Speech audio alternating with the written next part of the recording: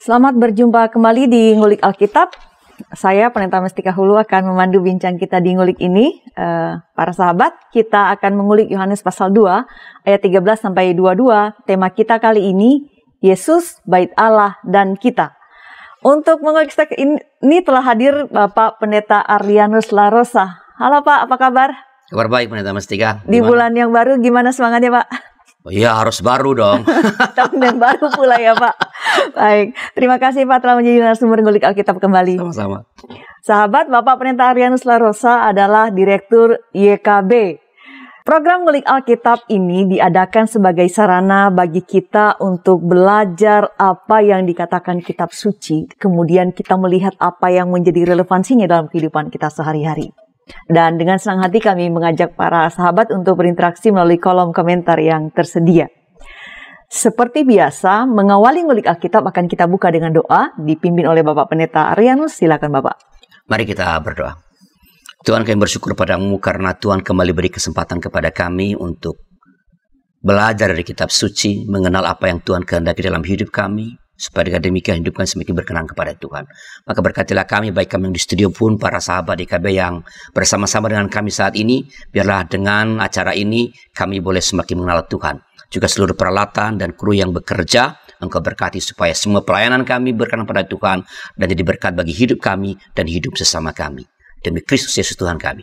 Amin. Saya akan membacakan Yohanes pasal 2 ayat 13-22 dari sini dari studio. Silakan para sahabat juga dengan Alkitabnya masing-masing. Yohanes pasal 2 ayat 13-22.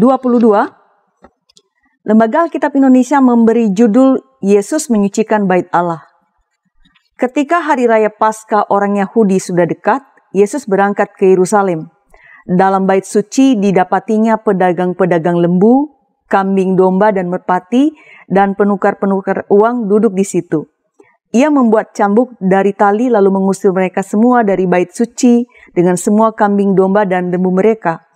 Uang penukar-penukar dihamburkannya ke tanah dan meja-meja mereka dibalikkannya.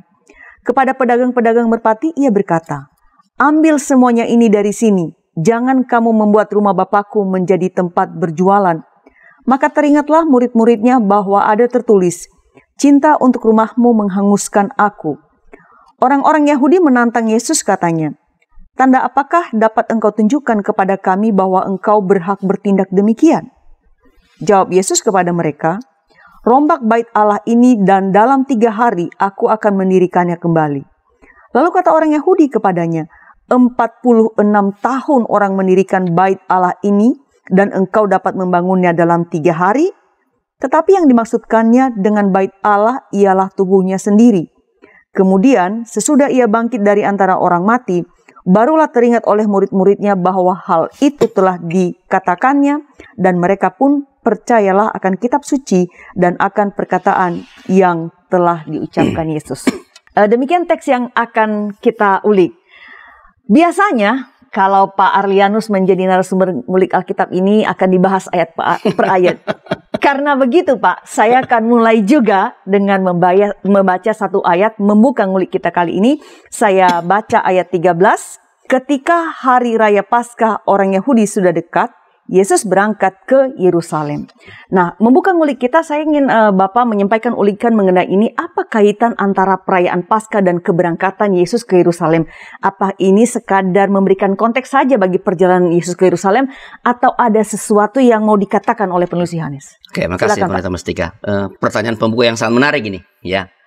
Penyebutan Paskah memang hendak memberikan latar, ya, latar bagi tindakan Yesus kemudian. Sebagaimana nanti akan kita ulik, ya. Tuhan Yesus melakukan pembersihan bait Allah saat kunjungannya yang pertama. Kunjungan yang pertama ke Yerusalem dalam rangka perayaan Paskah. Nah, kunjungan kedua dicatat dalam Yohanes 6 ayat 4 dan kunjungan ketiga dicatat dalam Yohanes 11 ayat 55. Mungkin untuk memperjelas kepada para sahabat DKB, barangkali baiklah kalau Pendeta Mestika membacakan 2 teks ini supaya jelas bahwa ada 3 kali Yesus ke Yerusalem menjelang Paskah begitu. Baik, saya baca Yohanes pasal 6 ayat 4 dan kemudian nanti pasal 11 ayat 55 ya Pak ya. Yeah. Baik. Sekarang Yohanes 6 ayat 4. dan Paskah hari raya orang Yahudi sudah dekat. Kemudian di pasal 11 ayat 55 dikatakan di sana, pada waktu itu hari raya Paskah orang Yahudi sudah dekat dan banyak orang dari negeri itu berangkat ke Yerusalem untuk menyucikan diri sebelum Paskah itu. Dua ayat itu bicara mengenai Paskah. Iya. Dan ada yang diceritakan kan sebagai kunjungan Yesus. Tuhan Yesus. Jadi jelas bahwa Yohanes ini mencatat 3 kali kunjungan Yesus ke Yerusalem dalam rangka perayaan Paskah. Ya. Ini sangat menarik ketika kita menyadari atau membandingkannya dengan Injil Sinoptik, Matius, Markus, Lukas. Injil Sinoptik ini, Matius, Markus, Lukas ini mencatat hanya ada satu kali kunjungan Yesus ke Yerusalem dalam rangka Paskah. Dan itu terjadi pada akhir pelayanan Tuhan Yesus. Mungkin bisa kepada para pemirsa ini, saya mau menegaskan nih bahwa kunjungan itu hanya sekali dan itu terjadi pada akhir pelayanan Tuhan Yesus. Itu sesuatu yang sangat menarik. Kenapa di Sinoptik mengatakan sekali, tapi Yohanes memberikan catatan pada kita yang sudah saya bacakan tadi 3 kali. Nah, walaupun ini menarik Pak, tapi kan ini bisa membingungkan kenapa Sinoptik yang Matius, Lukas, Markus hanya menyebut sekali, tapi Yohanes 3 kali. Nah, saya ingin Bapak memberikan penjelasan lebih lanjut mengenai ini. Mana yang benar? Apakah Tuhan Yesus mengunjungi Yerusalem dalam rangka Paskah sebanyak 3 kali seperti dicatat Yohanes, atau memang hanya sekali, Pak? Yang mana nih? Iya, benar sekali. Ya. Ini memang bisa membingungkan. Benar yang mana? Ya, orang kan pengen 1 atau 3. Ya, 1 atau 3. Pilih ya. Dan jawaban pertanyaan ini mana yang benar ini memang tampaknya dibutuhkan oleh para sahabat DKB. Sayangnya Pendeta Mastika, keempat Injil ini, baik Matius, Markus, Lukas, Sinoptik ini maupun Yohanes ini tidak terlalu concern pada jawaban atas pertanyaan seperti itu. Ya, keempat ini tidak hendak mencatat berapa kali Yesus ke Yerusalem. Mereka mencatat kunjungan Yesus dalam rangka menyampaikan pesan tertentu. Ada pesan yang mau disampaikan, disitulah mereka menceritakan tentang kisah Yesus ke Yerusalem. Ini Sinoptik hanya mencatat 1 kali kunjungan ke Yerusalem, dan itu diletakkan pada pada ujung karya Yesus untuk menyatakan bahwa pusat pelayanan Tuhan Yesus bukanlah Yerusalem, melainkan adalah Galilea. Dan bahwa peristiwa pembersihan bait Allah itu atau bait suci itu menjadi bagian penting dari penyebab mengapa Yesus akan dimusuhi dan nanti disalibkan. Jadi itu yang mau diceritakan. Makanya mereka tidak concern dengan kunjungan yang lain. Berapa kali? Ya, mereka concern pada kunjungan yang terakhir ini. Nah, berbeda dengan itu, Injil Yohanes hendak menekankan bahwa Yerusalem adalah tempat terpenting dalam karya pelayanan Tuhan Yesus. Juga, dan ini yang lebih utama, Yohanes hendak mengatakan atau menegaskan lebih tepat dan memperlihatkan kepada kita bahwa Yesus adalah Mesias, anak Allah. Yohanes hendak menegaskan sejak awal karya pelayanannya, sejak pembersihan bait Allah ini adalah bagian dari karya mesianis, dan itu sudah ditandaskan sejak dari awal pelayanan Tuhan Yesus. Nah, sejak awal artinya Tuhan Yesus sudah menunjukkan dirinya sebagai Mesias dan anak Allah. Ya, sebab membersihkan bait Allah itu adalah bagian dari hal yang dilakukan oleh seorang Mesias yang dijanjikan sebagaimana dicatat atau dinyatakan dalam nubuat Nabi Maleakhi. Mungkin bisa dibaca Maleakhi 3 ayat pertama sampai 4. Ya, saya akan membacakan Maleakhi pasal 3 ayat 1 sampai 4. Lihat, aku menyuruh utusanku supaya ia mempersiapkan jalan di hadapanku. Dengan mendadak Tuhan yang kamu cari itu akan masuk ke bait-Nya. Malaikat perjanjian yang kamu kehendaki itu sesungguhnya ia datang, firman Tuhan semesta alam. Siapakah yang dapat tahan akan hari kedatangannya? Dan siapakah yang dapat tetap berdiri apabila ia menampakkan diri? Sebab ia seperti api turun tukang pemurni logam dan seperti sabun tukang penatu. Ia akan duduk seperti orang yang memurnikan dan mentahirkan perak. Dan ia mentahirkan orang Lewi, menyucikan mereka seperti emas dan seperti perak, supaya mereka menjadi orang-orang yang mempersembahkan korban yang benar kepada Tuhan. Maka persembahan Yehuda dan Yerusalem akan menyenangkan hati Tuhan, seperti pada hari-hari dahulu kala dan seperti tahun-tahun yang sudah-sudah. Ya, ini kisah nubuatan bahwa seorang Mesias yang akan datang itu memang salah satu yang ia kerjakan dalam melakukan sebuah penyucian terhadap bait suci, bait Allah. Nah, semoga menjadi jelas bahwa perbedaan frekuensi kunjungan Yesus ke Yerusalem antara para penulis ini, karena para penulis ini satu sisi adalah sinoptik, Matius, Markus, Lukas, dan sisi lain adalah Yohanes, ini hendak menyampaikan pesan yang berbeda terhadap para pembaca mereka. Dan kalau kita memperhatikan Alkitab dengan seksama, sebenarnya hal ini sebenarnya sesuatu yang umum atau biasalah dilakukan. Dalam Perjanjian Lama misalnya Pendeta Mestika, kita bisa melihat atau memberikan contoh kisah penciptaan. Kisah penciptaan dalam Kejadian pertama, ya, kalau para sahabat YKB rajin baca Alkitab dan membaca dengan benar nih, nggak asal penciptaan, gua udah tahu lah, ya, baca dengan benar. Maka sebenarnya kisah penciptaan pasal 1 dengan pasal 2 itu berbeda. Ini aja, kalau pasal 1 itu yang paling gampang lah. Manusia diciptakan pada hari terakhir, hari ke-6. Sedangkan dalam Kejadian 2, sebelum segala sesuatu dijadikan, manusia diciptakan. Jadi ada perbedaan kisah. Mana yang benar? Enggak, bukan itu. Para penulis tidak tertarik untuk menjawab mana yang benar. Mereka sedang menyampaikan pesan tertentu melalui perbedaan kisah itu. Dalam Perjanjian Baru kita bisa menunjukkan apa kisah yang sangat terkenal. Ya, kita baru lewat bulan Desember ini, Natal. Itu kan kisah Natal itu dalam Injil Lukas misalnya, Lukas bertutur tentang para gembala yang mengunjungi bayi Yesus tanpa kehadiran para majusi. Nggak ada orang majus di Injil Lukas. Sedangkan Injil Matius menceritakan kunjungan para majus itu tanpa sama sekali berbincang atau berbicara tentang gembala. Pertemuan antara gembala dengan orang majus terjadi di panggung drama di gereja-gereja. Dalam Alkitab nggak ada. Mengapa ini berbeda? Ya, seperti yang sudah saya katakan tadi, karena para penulisnya hendak menegaskan atau menyampaikan pesan yang berbeda kepada pembacanya. Begitu Pendeta Mestika. Baik, baru satu ayat ya, kita ulik dan 13 menjadi dasar yang kita ulik, tapi banyak sekali informasi yang sudah kita peroleh begitu. Saya ingin Bapak menyampaikan ulikan untuk ayat-ayat berikutnya. Namun supaya ulikan ini nanti tidak terpotong beberapa menit saja, kita break dulu, kita lanjutkan setelah pesan-pesan berikut ini.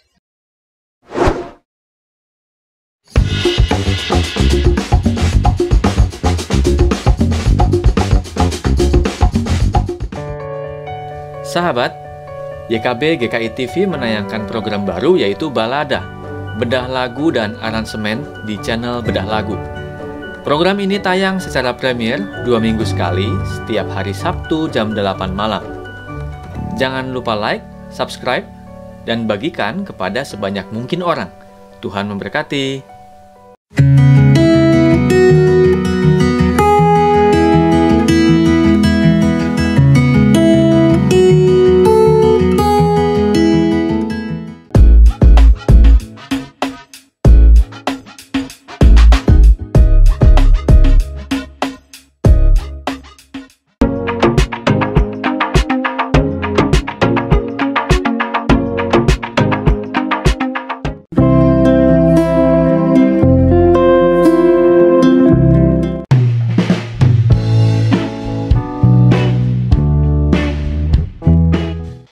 Sahabat, mari dukung pelayanan dan pekabaran Injil melalui YKB dengan membagikan link acara ini kepada sebanyak mungkin orang.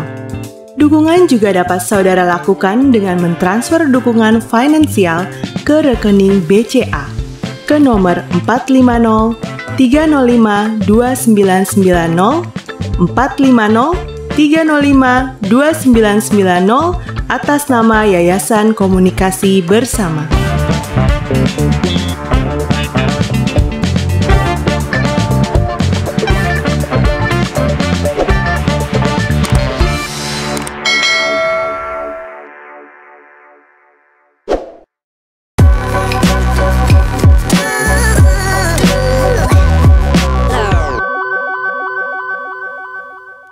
Masih di Ngulik Alkitab bersama saya Pendeta Mestika Hulu dan bersama narasumber kita Bapak Pendeta Arianus Larosa.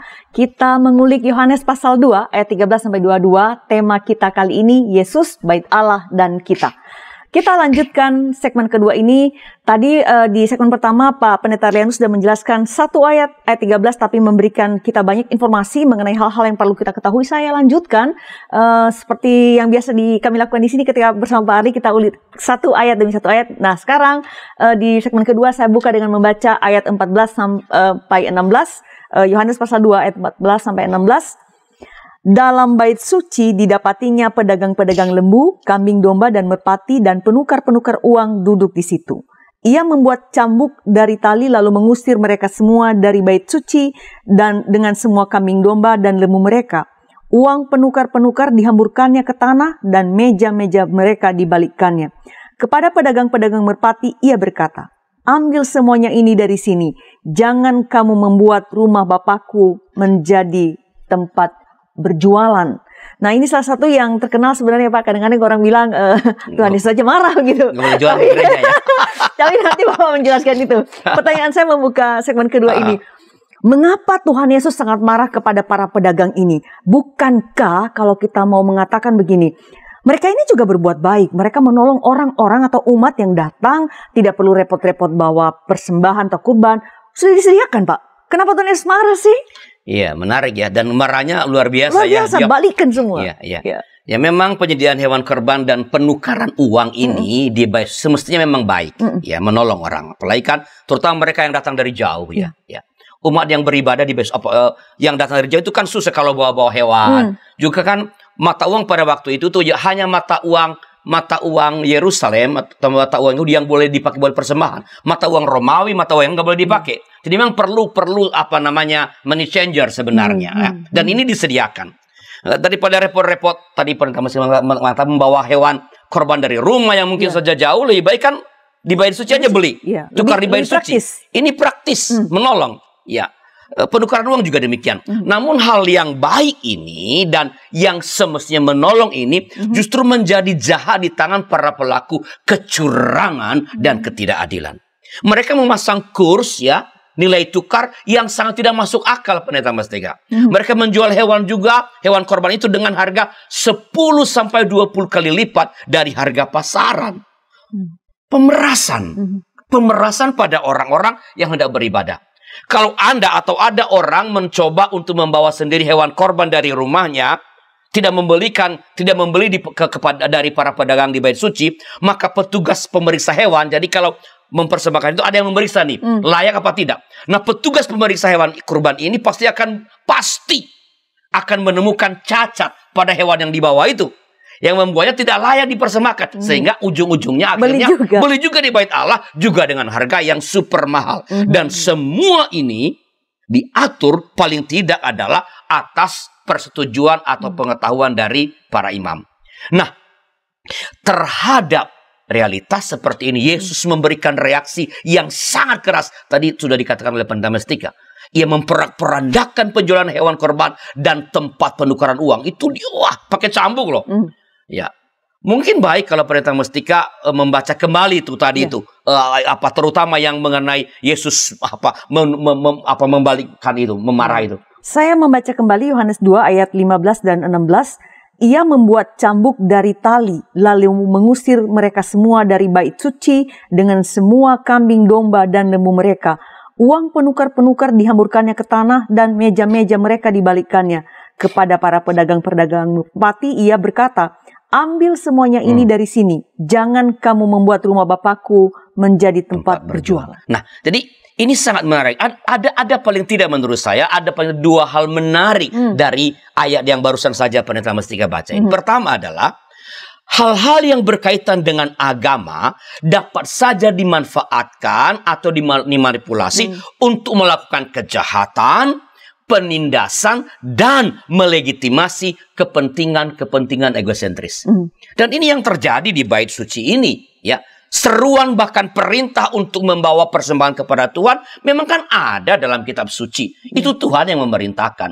Dan adalah baik kalau umat selalu datang untuk memberikan atau membawa persembahan yang terbaik ke rumah Tuhan sebagai ucapan syukur atas segala kebaikan yang sudah mereka terima dari Tuhan. Tetapi di tangan para pengurus bait suci, bait Allah, seruan atau perintah memberikan persembahan ini justru disalahgunakan. Ayat-ayat kitab suci yang memerintahkan membawa persembahan kepada Tuhan dimanfaatkan untuk melakukan kejahatan, penindasan kepada umat. Demi apa? Kepentingan pribadi para pengurus bait suci.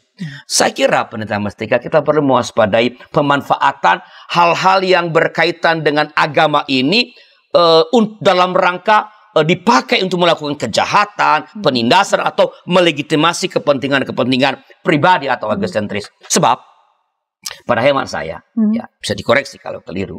Pada hemat saya, sampai saat ini tetap ada segelintir orang yang juga memanfaatkan ayat-ayat kitab suci untuk menyerang atau menghancurkan atau mencelakakan orang lain. Ayat-ayat kitab suci yang semestinya membebaskan dipelintir menjadi alat untuk membelenggu. Ayat-ayat kitab suci yang seharusnya menguatkan dipelintir menjadi alat untuk menghancurkan, menakut-nakuti. Ya. Ayat-ayat kitab suci yang seharusnya mengajarkan cinta dipelintir menjadi ujaran kebencian. Tempat ibadah yang semestinya tempat untuk menyemai, menumbuhkan kebersamaan, persekutuan, persatuan, cinta kasih, justru dijadikan tempat untuk menggerakkan permusuhan, memprovokasi, menyerukan perpecahan, menyerukan penyerangan kepada orang lain yang berbeda pandangannya, yang berbeda cara berpikirnya. Nah, karena itu, sekali lagi menurut saya, kita perlu benar-benar waspada agar kita tidak ikut-ikutan melintir ayat-ayat kitab suci dan menyalahgunakan tempat-tempat ibadah yang Tuhan sediakan bagi kita.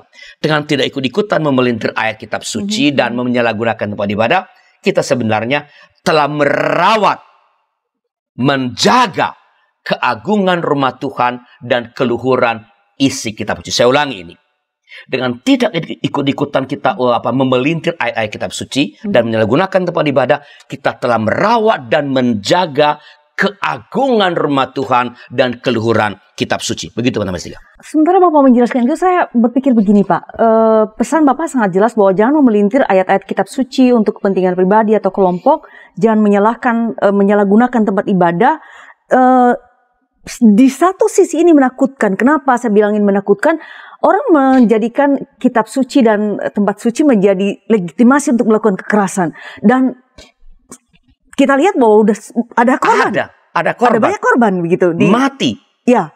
Jadi itu bagi saya itu ketika Bapak menjelaskan itu, jadi saya pikir ini sangat menakutkan dan jelas apa yang Bapak ingatkan pada kali ini menjadi sebuah warning bagi kita juga supaya jangan ikut-ikutan. Jangan ikut-ikutan. Baik, itu pesan yang sangat baik, bukan hanya kita dengar, tapi untuk kita lakukan juga dalam kehidupan kita sehari-hari sebagai umat Tuhan. Mewaspadai juga tentu saja. Nah, tadi Bapak mengatakan, ketika saya setelah membaca ayat tadi yang Bapak minta bacakan kembali ini, 15, 16 ini mengenai tindakan Tuhan Yesus, Bapak mengatakan bahwa setidaknya ada dua hal yang bisa kita lihat dari ayat 15 dan berikutnya itu. Nah, Bapak baru menjelaskan satu. Yang berikutnya apa, Pak? Yang kedua ini? Yang kedua adalah jangan gentar melawan ketidakadilan. Jangan gentar melawan ketidakadilan. Yesus, Tuhan Yesus, bukannya nggak tahu loh dampak tindakannya. Ketika yang membersihkan bait, ketika dia memporak-porandakan, dia melawan kekuasaan, dia melawan para pemimpin yang legal. Ya, ia sadar dampaknya. Yesus tahu bahwa tindakan itu akan menghanguskannya. Seperti teks yang diingat oleh para murid. Maka teringatlah, mungkin bisa dibaca. Baik. Ya, Yohanes 2 ayat 17. Baik, saya membaca kembali Yohanes 2 ayat 17. Maka teringatlah murid-muridnya bahwa ada tertulis, cinta untuk rumahmu menghanguskan aku. Iya. Jadi ia tahu bahwa dampak dari tindakannya itu bisa berbalik padanya. Ia bisa dihancurkan. Ya. Tetapi Yesus tidak gentar. Ia tetap melawan ketidakadilan. Nah, saya kira kita perlu berdiri pada titik yang sama dengan Yesus. Berani melawan ketidakadilan. Kita mulailah dari hal-hal yang sederhana di lingkup-lingkup yang lebih kecil seperti di rumah, adil lah di rumah gitu ya. Ya kalau saya bapak keluarga adil lah, jangan sok ngatur-ngatur semua gitu. Hanya perintah-perintah aja, ambil ini, ambil itu. Ya, adil lah, ya, adil. Dalam komunitas kita, di gereja, bersikap adil lah terhadap sesama, ya. Dan kemudian ketika dari rumah, di tengah komunitas kita bisa berlaku adil, memperlakukan orang selayaknya, tidak menindas, maka kita lanjutkan dengan bersikap dan bertindak adil di tengah-tengah kehidupan kita sebagai bangsa.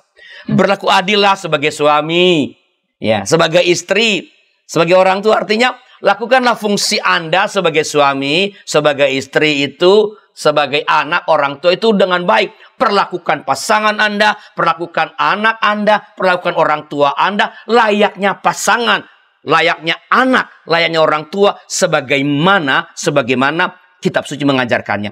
Tolaklah segala ajakan-ajakan untuk berlaku tidak adil atau curang atau korupsi. Ya,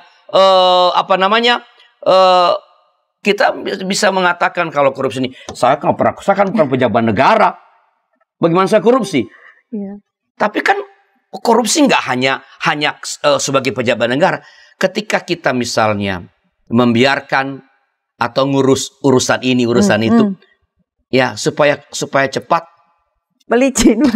Itu kita mendukung sikap koruptif seperti itu. Ya, ketika walaupun ini agak susah ya. Misalnya ketika kita parkir di jalanan. Kan sebenarnya kalau kita bayar parkir itu kan bukan kepada orang yang menagih kan. Kan kita bayar kepada pemerintah. Ya. Lalu kita sering sekali membayar parkir tanpa meminta struk. Ya. Karena kita bilang untuk apa? Cuma nambahin sampah. Tetapi itu sebenarnya alat bagi pemerintah untuk mengecek seberapa banyak uang yang diterima. Walaupun juga bisa dicetak semaunya juga. Tetapi artinya bagaimana kita berlaku begitu rupa, menjaga begitu rupa, sehingga tidak memberikan peluang kepada orang lain untuk melakukan kecurangan, mengambil yang bukan haknya. Belum kalau kita ngomong soal korupsi yang lain. Ya. Kita bekerja dengan tidak sepenuh-penuh, itu kan korupsi sebenarnya. Kita diberi kepercayaan, kita dibayar, tapi kita kalau ada bos, ada pimpinan, kita begitu nggak ada, kita main game. Ya, kita WhatsApp dengan orang. Itu korupsi loh. Ya, Anda karena mestinya untuk bayaran sekian, untuk upah sekian, Anda mesti mengerjakan tanggung jawab ini. Ya. Anda mesti memakai berapa sekarang tuh? 40 jam dalam seminggu. Itu harus Anda pakai untuk mengerjakan tugas-tugas tanggung jawab yang kalau Anda kekurangan pekerjaan, ngomonglah kepada atasan Anda. Tapi kayaknya saya jarang dengar deh ada orang, bos, saya kurang kerjaan nih. Kayaknya yang banyak apa? Mengeluh karena banyak kerjaan. Ya, jadi ini hal yang simpel sebenarnya. Mari kita mulai bersikap adil dan melawan ketidakadilan itu mulai dari diri sendiri, dari rumah sendiri, dari lingkungan sendiri. Baru hanya kalau kita kuat melakukannya di tempat-tempat yang kecil, lingkungan yang kecil ini, baru kita mampu melakukannya, memperjuangkannya di tengah-tengah masyarakat. Begitu Mas Tiga. Jadi saya menangkap ya Pak, bahwa dari diri kita sendiri secara aktif kita jangan sampai melakukan ketidakadilan, dan pada sisi yang lain artinya kita juga mencegah jangan sampai membiarkan ketidakadilan terjadi. Betul. Jadi betul. Orang lain harus kita bela lah. Kita bela juga. Baik, sahabat, kita akan lanjutkan ulikan kita. Kita berikan dulu kesempatan bagi beberapa informasi berikut ini.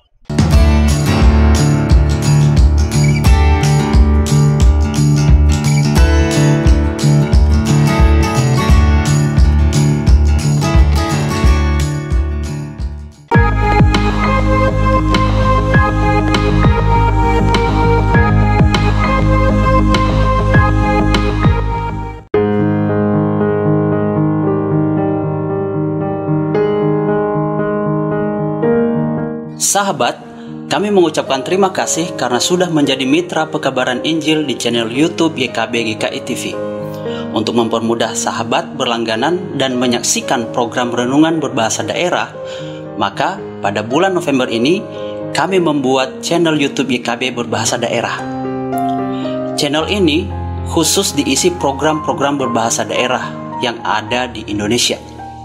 Diingat ya sahabat, mulai bulan ini program seperti Bahasa-Bahasa Dede Bahasa Nias, Palamboroha Bahasa Toba, Pepalem Pusuh Bahasa Karo, Pamalas Uhur Bahasa Simalungun, Pepalem Ate Bahasa Pakpak Dairi, Pani Ismanah Bahasa Sunda, Pangayeming Manah Bahasa Jawa, Panadoh Ati Bahasa Dayak Ahe, Penyadingan Atei Bahasa Dayak Ngaju, Piranai Atei Bahasa Dayak Maanyan, Umpama Tanak Pena Bahasa Toraja, Papan Sungai Naunga Bahasa Talaut, Pakateno Unau Bahasa Siau, Mari Kasagar Hati Bahasa Kupang, Pamaringu Eti Bahasa Sumba, Mapalolinekaf Bahasa Timur, dan bahasa daerah lainnya akan tayang di channel YouTube YKB Berbahasa Daerah.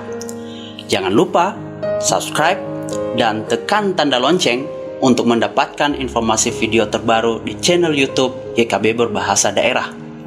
Terima kasih, Tuhan Yesus memberkati.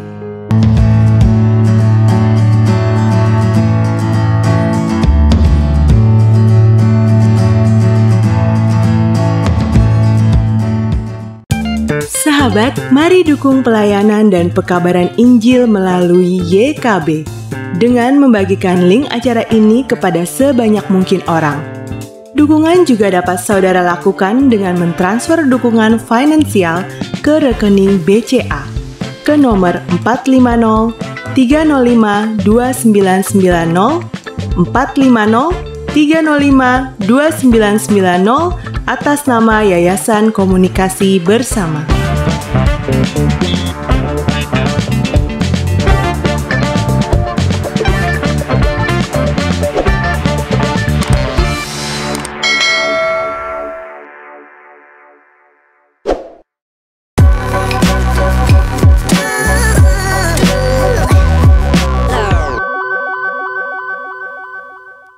Terima kasih sahabat masih setia di Ngulik Alkitab. Saya Pendeta Mestika Hulu dan narasumber kita Bapak Pendeta Arian Slarosa. Kita mengulik Yohanes pasal 2 ayat 13-22.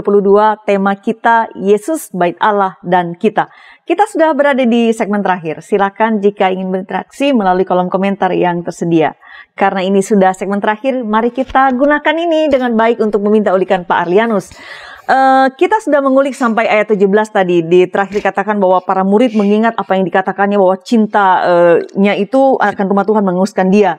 Konsekuensi yang harus ditanggung Tuhan Yesus. Sekarang kita lanjutkan di ayat 18 dan 19 karena ini kelihatannya satu kesatuan. Saya bacakan ya Pak sebelum Bapak menyampaikan ulikan Bapak. Yohanes pasal 2 ayat 18 dan 19.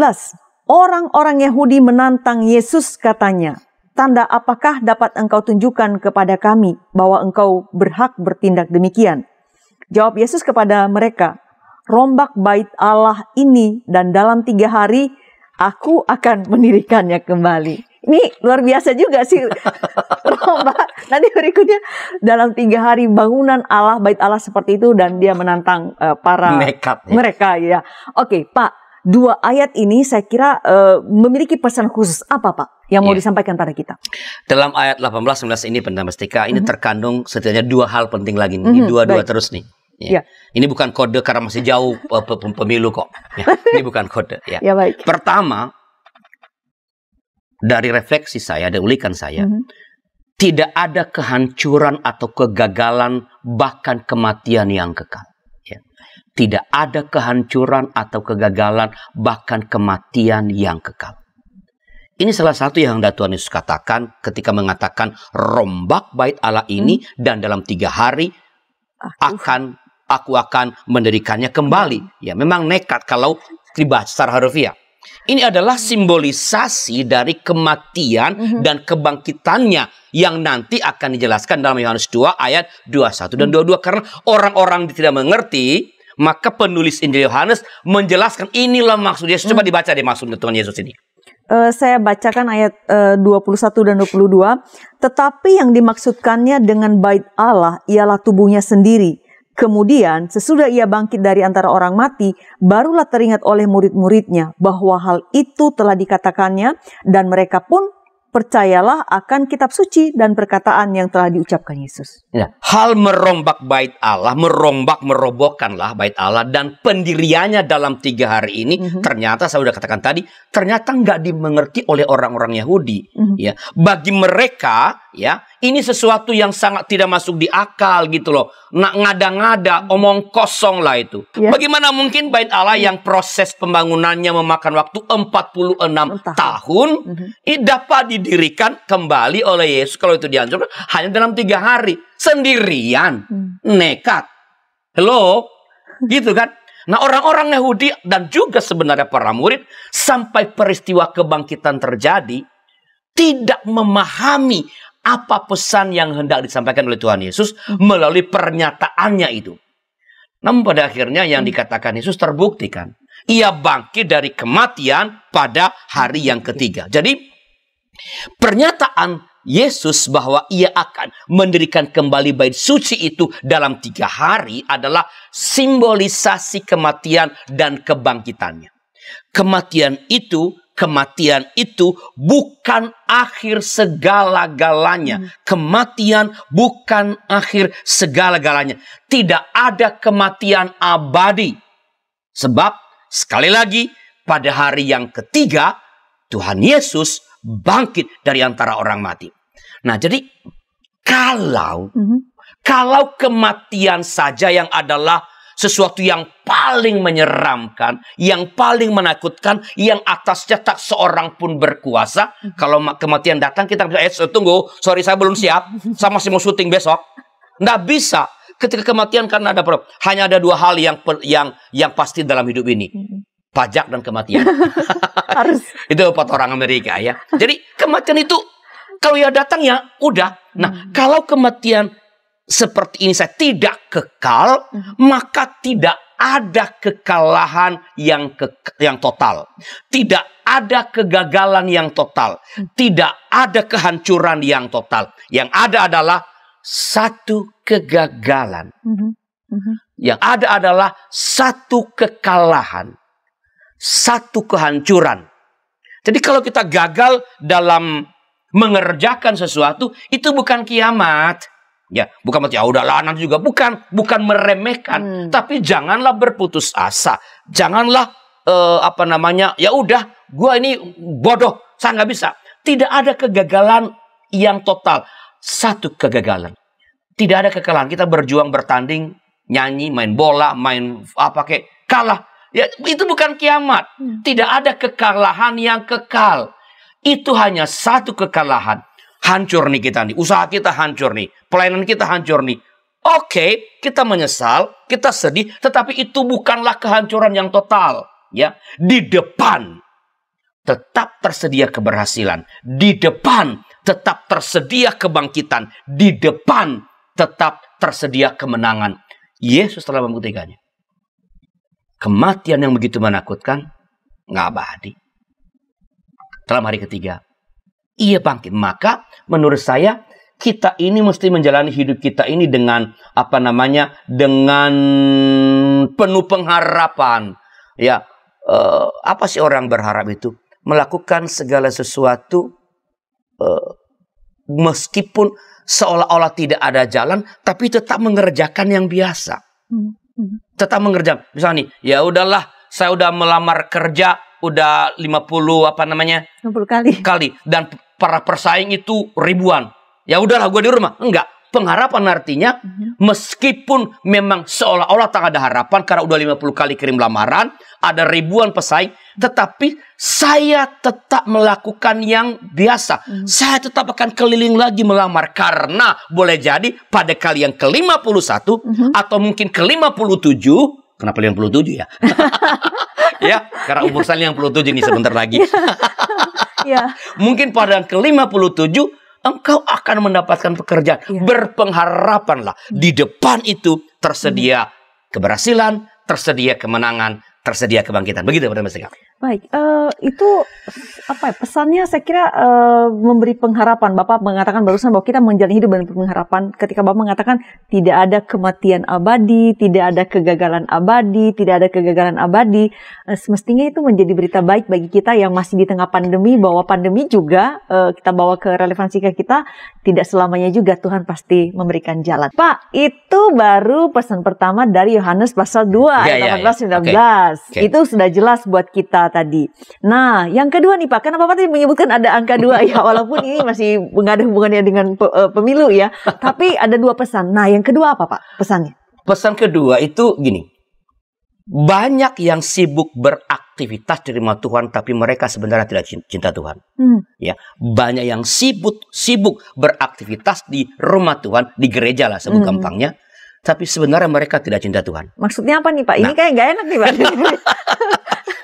Yohanes, penulis Injil Yohanes memberikan argumen yang berbeda dari sinoptik tentang alasan kemarahan Tuhan Yesus yang tadi saya sudah jelaskan sebenarnya ya. Dalam Injil sinoptik, kemarahan Yesus itu disebabkan oleh keprihatinan pada gangguan bagi orang-orang non-Yahudi yang beribadah di bait Allah. Injil sinoptik Matius, Markus, Lukas juga menyoroti kebobrokan dan kejahatan dalam perdagangan itu. Mereka mencatat teguran Yesus kepada para penjual yang telah menjadikan bait Allah sebagai sarang penyamun. Mungkin bagus kalau dibacakan ya, misalnya Matius 21 ayat 13 deh, coba. Saya bacakan Matius pasal 21 ayat 13. Dikatakan bahwa, dan berkata kepada mereka, ada tertulis, rumahku akan disebut rumah doa, tetapi kamu menjadikannya sarang penyamun. Mungkin coba dilanjutkan dengan, itu kan doa ya tadi ya, jelas rumah doa. Ayat pasal 11 ayat 17. Markus 11 ayat 17. Lalu ia mengajar mereka, katanya, bukankah ada tertulis, rumahku akan disebut rumah doa bagi segala bangsa, tetapi kamu ini telah menjadikannya sarang penyamun. Ya, rumah doa bagi segala bangsa. Jadi bait suci di Yerusalem adalah itu adalah rumah bagi segala bangsa. Maka menurut para penginjil itu sinoptik ini menyoroti bahwa penjualan itu yang mengambil tempat bagi bangsa-bangsa itu, pelataran itu itu membuat mereka tidak bisa berdoa, lalu ya suasana ribut karena transaksi itu, sehingga mereka tidak yang berdoa. Jadi itu yang menjadi pusat atau alasan dari Injil sinoptik, yaitu bahwa para perdagangan itu mengabaikan hak orang-orang non-Yahudi untuk beribadah. Berbeda dengan itu, Injil Yohanes mengetengahkan ketiadaan cinta terhadap rumah Bapa sebagai alasan. Ayat 17 tadi, coba sekali lagi. Ya, Yohanes pasal 2 ayat 17 saya baca kembali. Maka teringatlah murid-muridnya bahwa ada tertulis, cinta untuk rumahmu menghanguskan aku. Nah, hanya Injil Yohanes pada Mestika yang mencatat ingatan para murid Tuhan tentang Mazmur 69 ayat 10. Itu tadi ada yang barusan dibacakan tadi, adalah kutipan dari Mazmur 69 ayat 10. Cinta untuk rumahmu menghanguskan aku. Nah, dengan mengutip Mazmur ini, Injil Yohanes hendak menyampaikan bahwa Yesus mencintai rumah Bapa. Cintalah yang mendorong dia melakukan itu. Cinta kepada Sang Bapa. Sedangkan para pedagang itu sebagai representasi lah atau perwakilan dari keseluruhan bangsa Yahudi tidak memiliki cinta kepada Tuhan. Kalau mereka memiliki cinta, mereka akan menjaga bait suci. Termasuk menjaga agar bangsa-bangsa misalnya dapat punya kesempatan berdoa, dan mereka berdoa dengan khusyuk, tak diganggu dengan suara binatang, suara transaksi, ini berapa, ini kayak pasar. Nah, mereka para pedagang ini memang tampaknya memang sibuk ya di bait suci, tapi kesibukan mereka bukan untuk Tuhan, melainkan untuk diri mereka sendiri. Mereka sibuk bukan sebagai wujud cinta kepada Tuhan, tapi kepentingan diri sendiri. Keuntungan yang mereka raih dari perdagangan atau penjualan hewan kurban dan penukaran uang kepada mata uang yang resmi dipakai di bait suci. Nah, kembali ke kita, menurut saya kan kita kan Yesus bait Allah dan kita ya. Rasanya ini pun menurut saya pantas kita perhatikan. Terutama oleh para pelayan yang bersibuk ria di gereja. Perlu memperhatikan ini. Kita menurut saya perlu selalu bertanya, untuk apa dan untuk siapa semua kesibukan pelayanan kita itu? Ada orang yang setiap hari ke gereja. Bagus? Yes. Tapi pernah nggak bertanya? Karena orang lain tidak tahu ini. Untuk apa dan untuk siapakah semua kesibukan pelayanan ini? Benar-benarkah untuk Tuhan atau sekadar memuas diri? Pengisi waktu? Uang gua nganggur? Atau untuk prestis tertentu? Ya.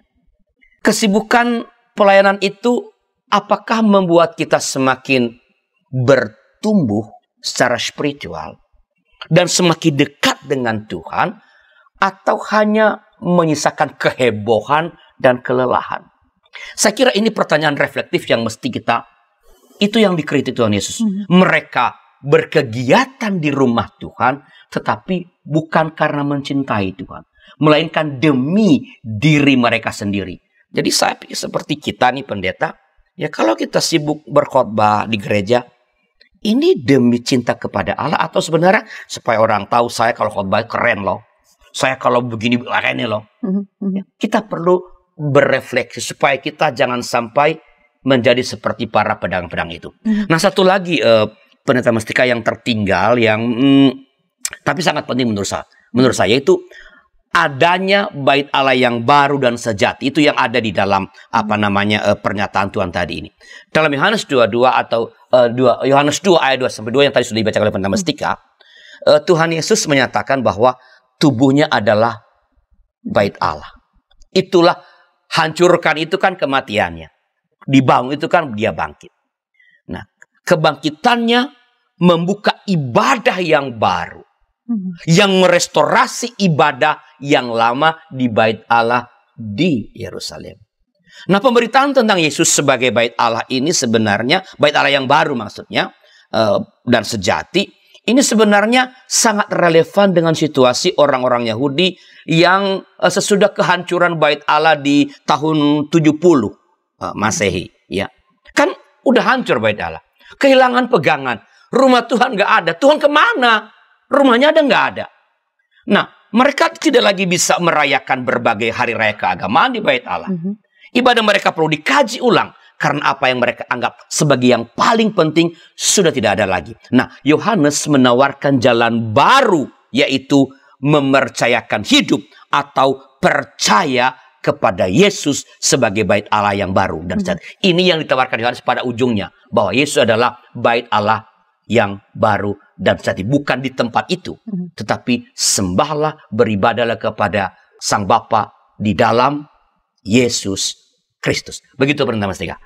Baik, mengakhiri ngulik kita kali ini, saya mau mengutip dua hal yang disampaikan oleh Pak Pendeta Arlianus, mengingatkan para sahabat bahwa mari kita periksa diri kita untuk setiap yang kita lakukan. Apakah ini cinta kepada Tuhan? Atau sebenarnya kita sedang bertindak atas nama cinta untuk diri kita, tapi kita kita cover dengan seolah-olah untuk Tuhan. Dan kedua, penting tadi saya kira apa yang dikatakan Pak Pendeta Arlianus sebagai terakhir, bahwa bait Allah sekarang bukan pada tempatnya, tetapi bahwa Tuhan yang bangkit itu menjadi pusat kehidupan kita, pusat ibadah kita.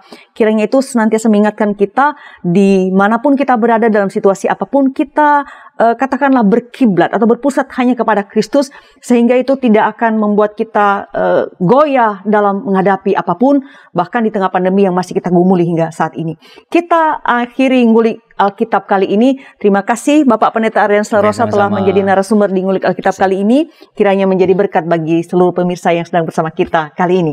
Kita akhiri dengan doa. Dan sebelumnya saya mau mengucapkan terima kasih kepada para sahabat yang sudah terus mendukung kami dalam ngulik Alkitab ini dengan memberikan like atau juga membagikan kepada orang lain. Dan tentu kami berharap bahwa para sahabat melakukan subscribe di channel Bible Study supaya mendapatkan update konten-konten terbaru. Kita akhiri dalam doa oleh Bapak Pendeta Arlianus. Silakan Bapak. Mari kita berdoa. Tuhan, terima kasih kami boleh belajar dari firman Allah, dari tindakan Tuhan Yesus di bait suci. Biar apa yang telah kami belajar pada hari ini boleh menolong kami untuk semakin mawas diri, baik dalam kaitan dengan kegiatan pelayanan kami pun di dalam kehidupan sehari-hari, supaya kami boleh berlaku adil kepada siapapun, tidak mencelakakan siapapun. Bapa di sorga, berkatilah YKB dengan seluruh pelayanan pekabaran yang dikerjakan di sini. Semua staf Engkau berkati, pimpinan-pimpinan Engkau berkati, para pengurus, supaya karya pekabaran ini dapat terus dilayankan dengan sebaik-baiknya. Berkati juga seluruh para pendukung YKB, baik gereja-gereja maupun pribadi-pribadi anak-anak Tuhan yang terus memberikan support bagi pelayanan YKB sampai pada saat ini, dan biarlah ke depan juga support ini boleh terus berjalan. Terima kasih ya Bapa, dalam nama Tuhan kami Yesus Kristus. Amin. Sahabat, mari dukung pelayanan dan pekabaran Injil melalui YKB dengan membagikan link acara ini kepada sebanyak mungkin orang. Dukungan juga dapat saudara lakukan dengan mentransfer dukungan finansial ke rekening BCA ke nomor 450 305 2990 450 305 2990 atas nama Yayasan Komunikasi Bersama.